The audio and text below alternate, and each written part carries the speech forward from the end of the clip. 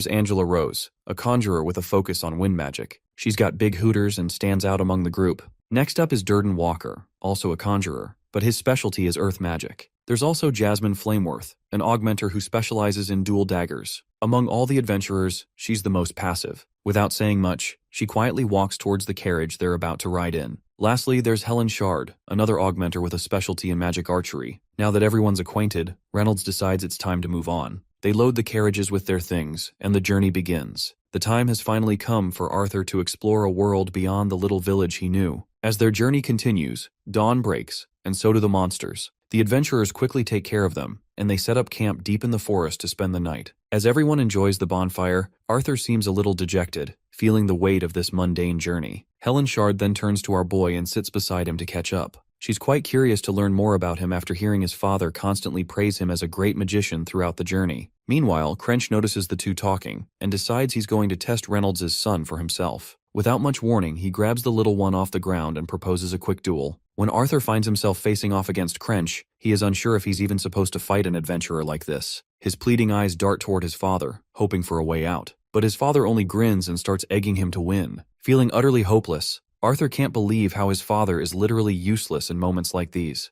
Anyhow, my guy takes his stance, tapping into the experiences of his previous life. With a firm grip on his sword, he launches himself at Crench. Crench, on the other hand, stays steady, ready to dodge the incoming attack. But little does he know, our boy vanishes right before his eyes, and reappears directly behind this bastard's back. My guy steadies his tiny body and channels some magic into his sword. Without wasting a moment, he quickly swings at Crench. But Crench dodges the attack with ease and retaliates with a slash of his own. The little guy ducks just in time, letting the stick zip past over his head. He takes advantage of the brief opening, launching himself straight into Crench's ribs and knocking the big guy to the ground. Crench isn't one to go down easily, though. He quickly swings his leg to trip the kid up, but my guy ducks down once again, narrowly avoiding it. Although he dodged the first onslaught, he's not sure if he can handle the next move Crench is already preparing. Sure enough, as soon as Crench's stick connects with him, the impact sends our boy flying. He lands a few feet away, his back aching like hell. Durden Walker gives Crench a little slap on the neck for going overboard with a kid. Crench, on the other hand, is absolutely awestruck by the sheer display of skill he just witnessed in Arthur. He can't understand how his father claims he hasn't taught him anything. But as usual, the father insists he hasn't taught his son a thing. The doting mother quickly starts healing Arthur while scolding him because she does not like the idea that he had been studying fighting all this time. Arthur tries to brush it off, claiming he just picked up a few moves by watching his father and reading books. But Crench isn't convinced. He's sure those moves couldn't have been learned just from books, and he's eager to learn the techniques Arthur just pulled off. Eventually, Arthur explains how to perform the acrobatic moves he pulled off, but whenever the others try, they fail miserably. Several days pass since they began their journey to Xyrus City. During this time, Arthur's birthday also passed, and he received gifts, not only because it was his birthday, but also for the efforts he put into teaching them those techniques. Surprisingly, the one who gave him a gift was none other than the usually passive Jasmine Flameworth. Meanwhile, the training with Adam, Helen, and his father continued with decent progress. To Arthur's surprise, Jasmine had already succeeded in learning a few techniques. It still amazes him how quickly she managed to grasp his instructions, especially when it came to learning feint step. After some fun near a picturesque waterfall, the group decided to press on with their journey. Eventually, they arrived at a desolate and barren landscape,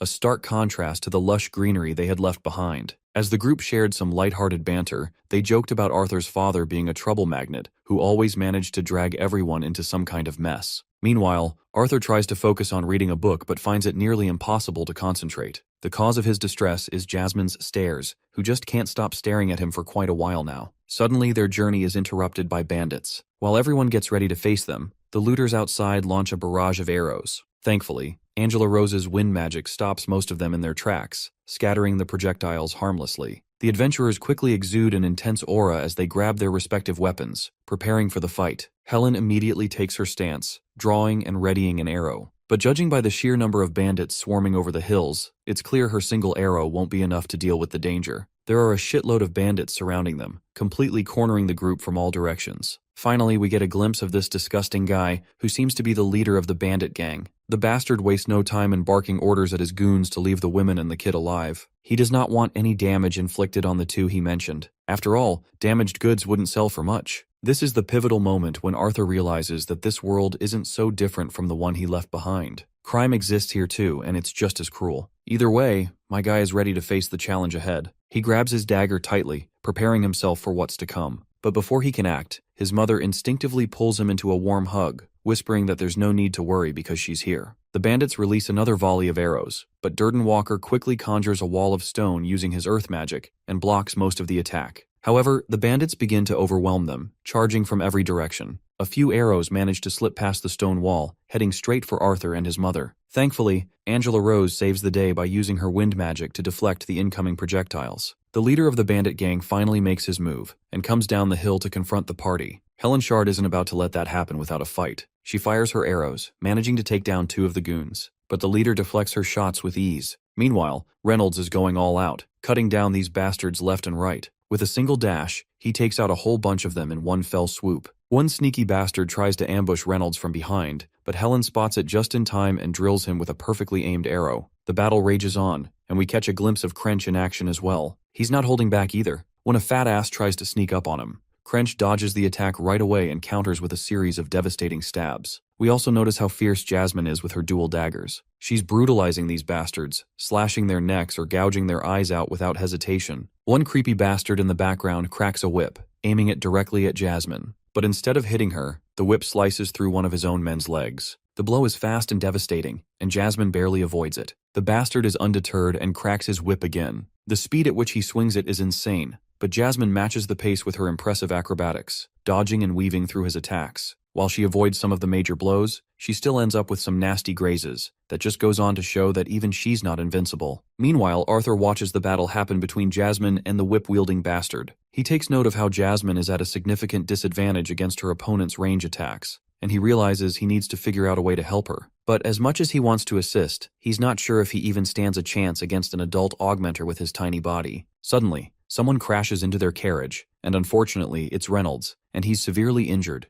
clearly overpowered by his opponent. And that opponent is none other than the boss of the bandits. Arthur quickly tells his mother to heal Reynolds, but Alice is too devastated by everything happening around her. She's crying uncontrollably instead of using her magic. Reynolds flashes a reassuring smile at her and says his injuries aren't life-threatening, so she doesn't need to worry. The proud father then addresses his son, claiming that he can fend off the leader, but not while worrying about protecting his family. He urges Alice and Arthur to head back down the trail they came from and not stop running, but Arthur refuses. He declares he can fight too. Reynolds gives him a proud pat on the head for his bravery. He acknowledges Arthur's bravery, but reminds him that his real duty is to protect his mother and the baby she's carrying. Before Reynolds can say more, Arthur swears on his life that he'll protect his mother. His father nods and urges him to hurry, pointing out the enemy have got 4 mages backing them up. The bandit leader catches on to their plan and orders his men to capture the healer. Without hesitation, Arthur grabs his mother's hand and starts running, determined to get her. Suddenly, one bastard lunges at the duo, but his path is quickly blocked by Crench, who jumps in to hold down the enemy, giving the mother and son enough time to escape. Another bastard tries to sneakily hit the duo with an arrow. However, it doesn't take Arthur long to sense the arrow coming. He quickly tries to knock it down with his wooden sword. The arrow, though, is so powerful that it even cracks the sword in 2 pieces. The archer is in awe,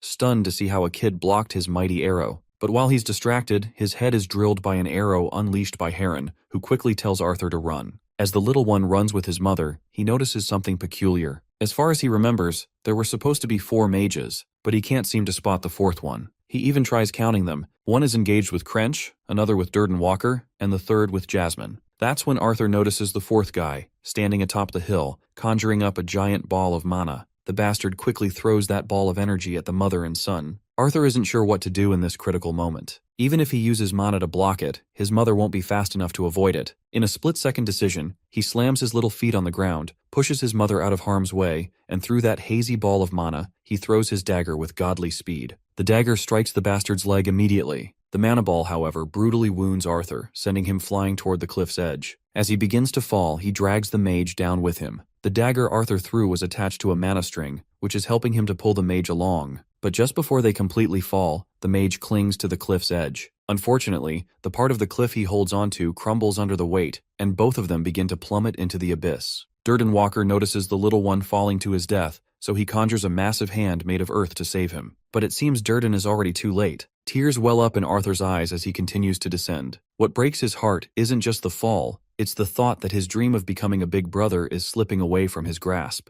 The scene transitions to the chamber of a man known as Marlorn. King Grey, who is our boy Arthur, arrives in the chamber to meet this old man. Marlorn expresses how grateful he is for being part of the council, but also admits that despite this rewarding position, he sometimes feels envious of the fame and glory kings receive after their victories. Eventually, Marlorn questions the purpose of King Grey's unexpected visit, wondering what brought him here to meet an old man like himself. That's when Grey silently pulls out a war medal he earned after his latest victory, and after placing it on the table he begins to leave, declaring that he is retiring. In this world, plagued by problems like declining birth rates and limited resources, wars had been replaced by duels, and armies by kings. Grey was one of those kings, a key figure who fought to protect his territory as its representative. But Grey's decision to step down wasn't born out of exhaustion or a lack of skill. He hadn't dedicated his life to becoming the strongest or basking in endless glory. What truly broke him was the emptiness, the absence of people he could cherish. An orphan with everyone he once loved is gone. Now, reborn as Arthur in a new life, he carries a profound yearning. He would give up everything he has in this life for just one chance to return to Ashbur and see them all again. A while later, Arthur begins to open his eyes. He has no clue where he is or why he's even alive, for that matter. Nearby, he notices the corpse of the mage lying lifeless. The sight of that messed up, twisted corpse instantly makes him gag. Still, as he lays beneath the vast sky, completely worn out,